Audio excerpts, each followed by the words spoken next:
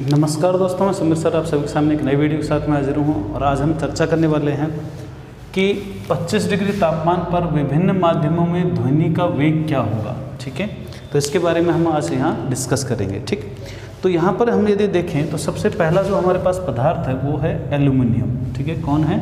Aluminium. और aluminium में जो चाल होगी, ध्वनि की चाल या वेग जो होगी वो क्या होगा?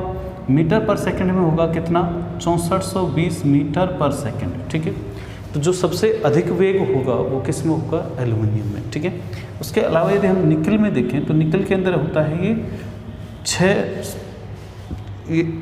जो निकल है उसके अंदर ये होगा 6040 मीटर पर सेकंड। ठीक है, इसके बाद हम स्टील में देखें तो स्टील के अंदर ये होगा 5960 मीटर पर सेकंड। ठीक है, उसके बाद लोहे की बारी आती है। लोहे में होता है 5950 मीटर पर सेकंड। और ये ऑथेंटिक आंकड़े हैं जो हमारी NCERT की बुक में लिखे हुए हैं। इस्पात के अंदर जो होता है, ठीक है, ध्वनि का वेग वो होता कितना है? 5148 मीटर पर सेकंड। ठीक है, वो लगभग कितना होता है? 5148 मीटर पर सेकंड होता है। इसके बाद हम बात करें पीतल में तो ये कितना होगा? ये होगा 4700 मीटर पर सेकंड। आसुत जो समुद्र का जो जल होता है, खारा पानी, उसके अंदर कितना होता है? 1531। आसुत जल डिस्टिल वाटर के अंदर ये थोड़ा कम होता है, ये होता है 1498 मीटर पर सेकंड। ऐसे ही इथेनॉल के अंदर होता है ये कितना? 1207। और मेथेनॉल के अंदर होता है कितना? 1103 मीटर पर सेकंड। यदि हम गैसों को देखें तो हमारे पास जो हाइड्रोजन गैस है उसमें आता है 1284 मीटर पर सेकंड।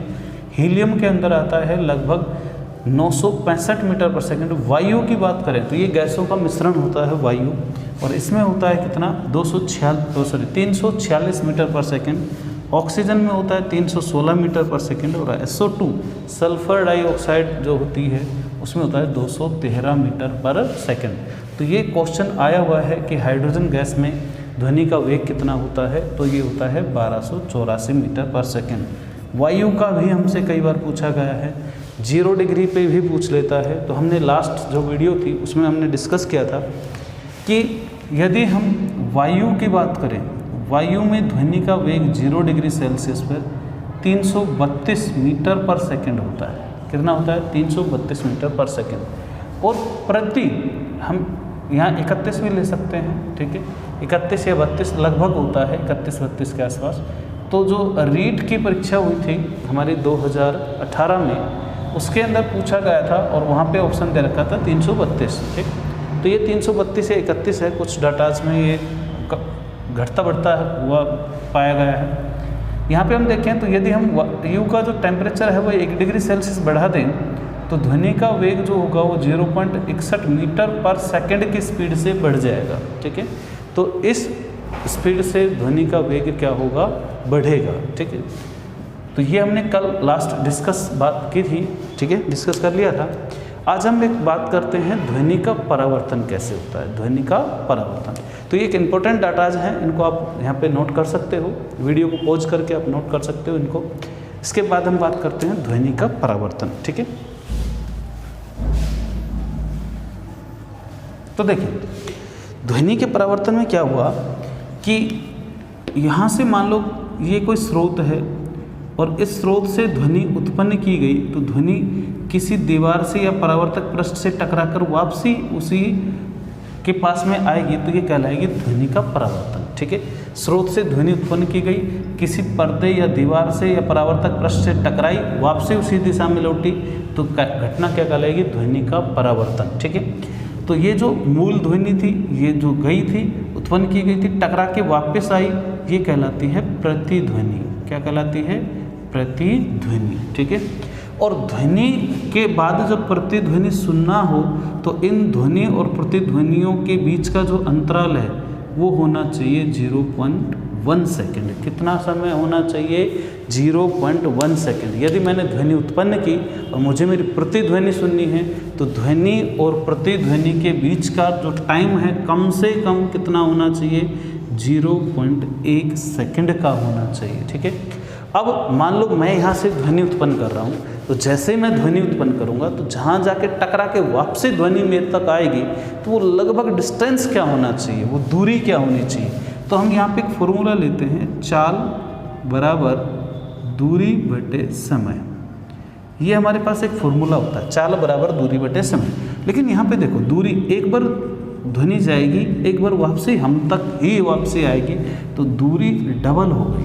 दूरी क्या हो गई, डबल हो गई। ठीक है, तो हम ये ले लेंगे चाल बराबर डबल दूरी बटे समय। ठीक है, अब यहाँ होता क्या है कि मान लो हमने 25 डिग्री सेल्सियस तापमान लिया और इसके ऊपर जो चाल थी, ठीक है, वायु में ध्वनि की चाल वो कितनी थी, वो थी कितनी हमारे पास 34, हमारे पास थी वो 346 मीटर पर सेकेंड। ठीक है, तो हम यहाँ पे चाल रख देते हैं कि भाई चाल कितनी थी, 346 मीटर पर सेकेंड। ठीक है, बराबर 2 मल्टीप्लाई बाय दूरी बटे क्या, समय। समय कितना होना चाहिए, कम से कम कितना, 0.1 सेकेंड। ठीक है, हमें निकालनी है दूरी। तो जैसे ही हमें दूरी निकालनी है तो भाग वाली चीज़ गुणा में हो जाएगी, गुणा वाली चीज़ भाग में आ जाएगी। तो यहाँ आ जाएगा 46 गुणा 0.1 बटे 2। ठीक, इसको इससे मल्टीप्लाई करेंगे तो ये आ जाएगा हमारे पास 34.6 बटे 2, तो ये आ जाएगा हमारे पास 17.3 मीटर।